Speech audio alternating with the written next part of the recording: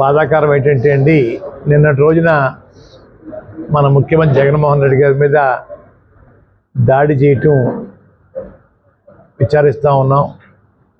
విచారించాలి, బాధపడాలి. హత్య రాజకీయాలు ప్రోత్సహించే వాళ్ళని మనం ఖండించాలి. కేవలం అధికారం కోసం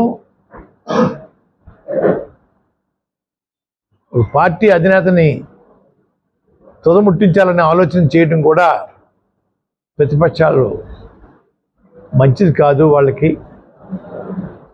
ఇదే సాంప్రదాయమా మీ గతంలో పాలనలో అడుగుతూ ఉన్నాను. ఇది మంచా? ఆలోచన చేయండి అయ్యా.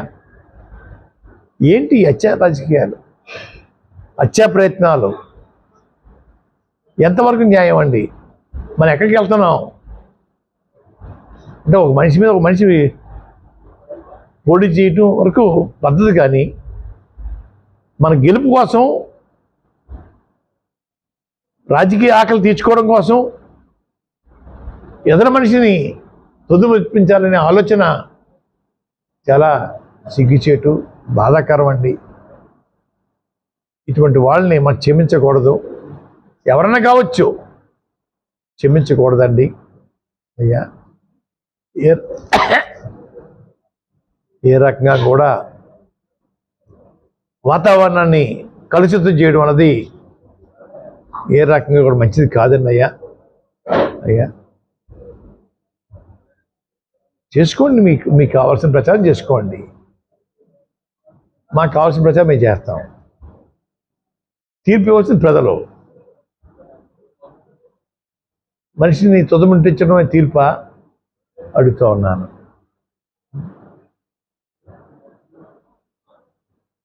ప్రజలు కూడా ఆలోచించమని, ఈ రకమైన దాడులు చేయటం మంచిది కాదని ప్రజలందరినీ కూడా ముక్తకంఠంతో ఖండించమని నేను కోరుకుంటా ఉన్నాను. ఈరోజు పేదవాళ్ళు 5 ఏళ్ళతో ఆనందిస్తున్నారంటే జగన్మోహన్ రెడ్డి గారు దయండాయా. మీకు తెలుసు, వారు పెట్టిన సంక్షేమ పథకాలు ఈ రోజు వరకు కూడా ఏ ముఖ్యమంత్రి కూడా గతంలో చేసి ఉండలేదండి. మీకు తెలుసు, రాబోయే రోజుల్లో కూడా చేసే గనులు లేడండి. ఉండబోరు. మీకు నాకు లబ్ధి వస్తుందా లేదా అని పక్కన పెట్టండి.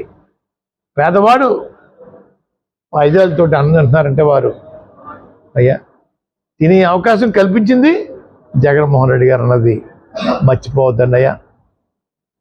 వారిని మళ్ళీ గెలిపించుకోవాలా, ఇంకా అనేక సంక్షేమ కార్యక్రమాలు తెమ్మని కోరుకోవాలండి. అలాగే మన పిల్లల భవిష్యత్తు కోసం, ఆర్థిక బలంగా ఉండడం కోసం ప్రతి గ్రామంలోనూ చిన్న చిన్న పరిశ్రమలు ఏర్పాటు చేసుకోవడం కోసం యువతని ముందుకు పంపించాలి. పెద్దలు రోడ్డు మీద, రాంకోల్లోనూ, తూల్ మీద కౌలు చెప్పుకోవడం కాదండి. వారికి కూడా బాధ్యత అప్పచెప్పడం కోసం మన వంతు మనం పెద్దలు వాళ్ళకి ప్రోత్సాహం ఇవ్వాలండి. చిన్న చిన్న పరిశ్రమలను పెద్ద వద్దు, ఒక 5 లక్షలు లేదా 10 లక్షలు, దానికి కావాల్సిన సబ్సిడీలు ఉంటే సబ్సిడీ, లేదు లోనే కావాలంటే ఆ లోన్ల విషయంలో ఎమ్మెల్యే గారు, ఎంపీ గారుతో పాటు నేను కూడా మీకు అండగా ఉంటానండి. ముఖ్యమంత్రి గారు పదే వెళ్ళి బ్యాంకులకు ఫోన్ చేయించి మన రుణాలు వచ్చి ఏర్పాటు చేస్తానండి. మనం ఒక ప్రత్యేకత సాధించుకోవాలండి. రాష్ట్రంలో 175 నియోజకవర్గాల్లోనూ ముఖ్యమంత్రి గారి దృష్టిలో పిఠాపురం నెంబర్ 1గా ఉండాలని కోరుకుంటున్నారు. వారు పులివెందులు కాదండి, పులివెందుల 2వ స్థానం, మొదటి స్థానం మన పిఠాపురం. ఎందుచేతంటే హీరో గారిని తరివేస్తే మళ్ళా జీవితంలో సినిమా నటులు రాజకీయాలకు రారండి. రాకుండా చేయవలసిన బాధ్యత ప్రజలందరి మీద ఉందండి. ఎంచేతంటే అండి, వీళ్ళు షూటింగ్ల కోసం ఎమ్మెల్యే పదవి కావాలట అర్జెంటుగా. ప్రజలు సేవ చేయడం కోసం కాదండి పదవులు, వాళ్ళ షూటింగ్లోకి వెళ్ళడం కోసం ఎమ్మెల్యే పదవి కావాలా. మనం నాశనం అయిపోవాలా. మాకు కష్టం వస్తే ఎవరు చెప్పుకోవాలా? హైదరాబాద్ చెప్పుకోవాలండి, షూటింగ్లో బెంగళూరు నుండి చెప్పుకోవాలా, షూటింగ్లో లండన్లో నుండి చెప్పుకోవాలా? ఎక్కడ చెప్పుకోవాలి? మనం స్థానికంగా ఉన్న వాళ్ళని మనం ఎన్నుకుంటే మాకు అందుబాటులో ఉంటారండి అయ్యా.